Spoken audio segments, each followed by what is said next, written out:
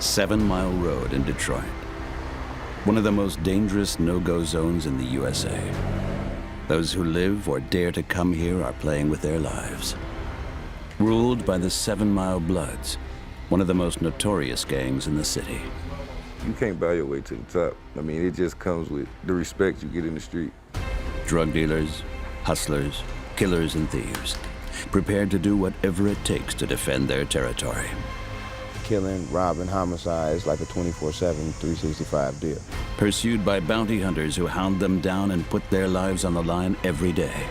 There's been a lot of execution styles lately in the head 2 times. From Detroit's no-go zone, death is the main escape route. Once you in, it ain't no coming out.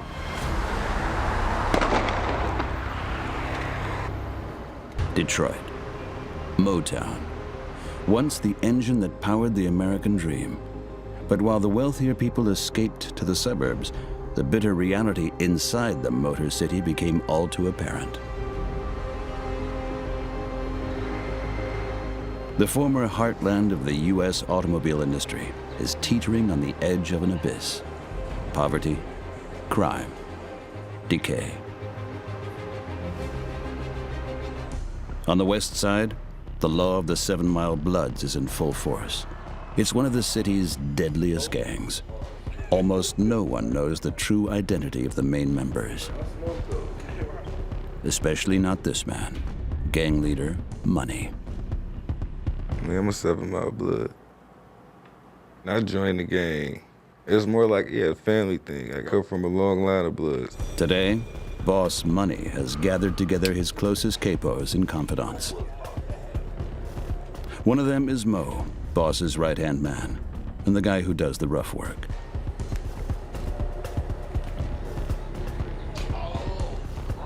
And under the Jason mask, Meech, the gang's street dealer. For over 10 years, they've been controlling the drug trade with an iron fist. Anyone who gets in their way usually gets shot. Oh, this crack cocaine. Altogether, it's about a little under half a key. People would die for this. You wouldn't walk around with this on the street. Main source of income? Crack. Another word for cocaine mixed with baking powder and water and then boiled up. Every month, Money sells a kilogram. Street value, $40,000. His man for the dirty work? Right-hand man, Mo. Man, should have sold the king for me. Even though crack saw its destructive heyday in the 80s, there are still plenty of users here, and it remains the most lucrative street drug in Detroit. Poverty and a lack of prospects drive 1 in 6 people into drug addiction. Besides crack, heroin, and cocaine, the market is flooded with opioids, and only the strongest of painkillers can kill the pain that the 7 Mile Road deals. Drugs and turf wars are part of daily life on 7 Mile. Bloods member Mo has to be very cautious about which route he takes when running an errand. One wrong turn, and it could mean his life.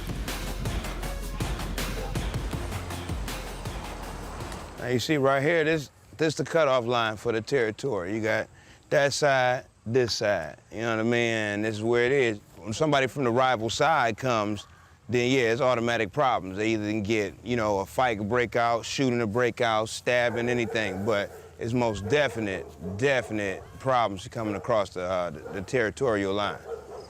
Which is why the gang wants to stock up on weapons. Defending their turf has top priority. Outsiders often don't know for sure which area they're going through. It's gotten too risky for the gangs to make markings like graffiti.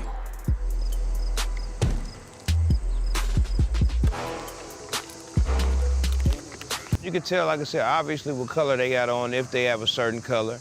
You catch them giving handshakes, with their homeboys to identify what crew they're in. And a lot of the dumb ones, they get online and they name their gang and then they put their name after their gang online and that be their handle for their social media. So it's easier for the police to recognize you.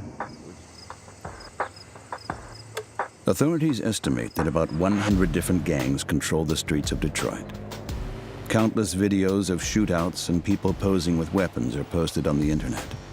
There, the gangs brag about what they've done, and that's exactly what brought down 4 members of the 7 Mile Bloods.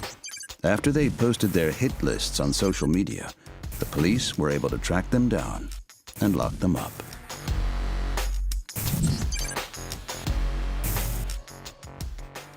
"32% of all those living along 7 Mile live below the poverty line.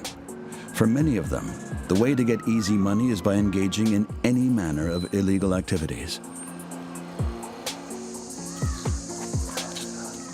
Like for right-hand man Mo, he delivers the weekly ration of drugs to the dealer of the gang.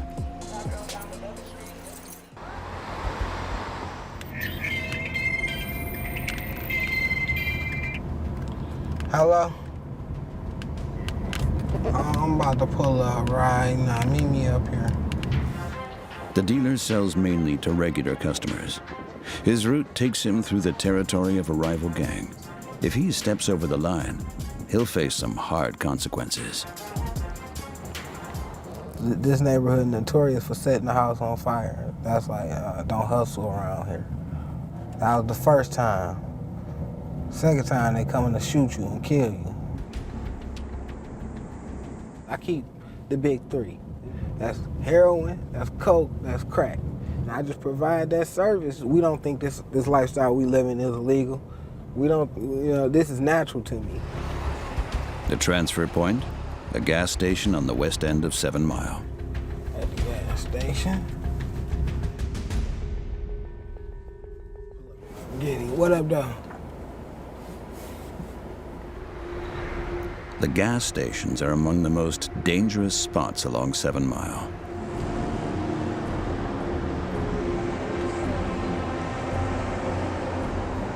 Armed robberies, blackmail, and random shootings between gangs. Innocent people often get caught between the fronts. Anyone could be a victim, especially at night. Hop in.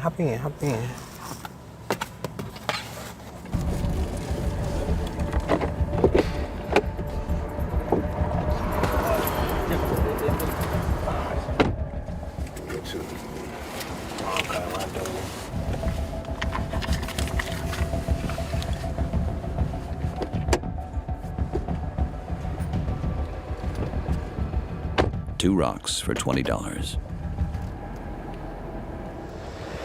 One after the other, Dealer Meach makes the deliveries to his regular customers. So far, he's collected about $250. He considers the danger that one of the junkies will blow his cover to be low. I don't really do the shady spots and stuff like that. We're gonna pull up real quick. I know the general area that I'm pulling up. Everything's familiar. So you see some faces you don't see, some faces you see, and they don't look right gone ahead. Certain people stick out in this neighborhood.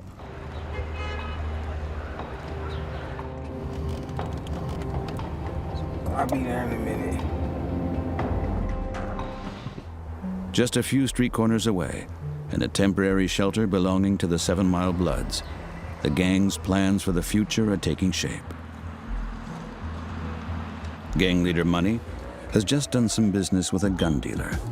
The gang will finally get some new weapons. After the cash is exchanged, the gun transfer takes place anonymously in one of the city's many stash houses. Almost a third of all houses in the city are empty, because only about 670,000 people still live in Detroit. In its heyday, there were over 2 million. For gangs and criminals, the abandoned houses are the perfect stash for drugs and guns, or to hide a body. You got the low level, it's like pawns on the chessboard. You know what I'm saying? They just expendable guys, they just around, like your army front men. Then you got your regular generals, your level 2 generals, then your highest, you got your gang chief. You know what I'm saying? They pretty much call all the shots. So I can move freely how I want to. You know what I mean? So I don't really have no certain tie. I'm my own entity, you know what I mean? I got my own situation going on, so people respect me and they know me, Mo is getting ready for his next mission, picking up the gun delivery. And he never leaves his house without one of his own.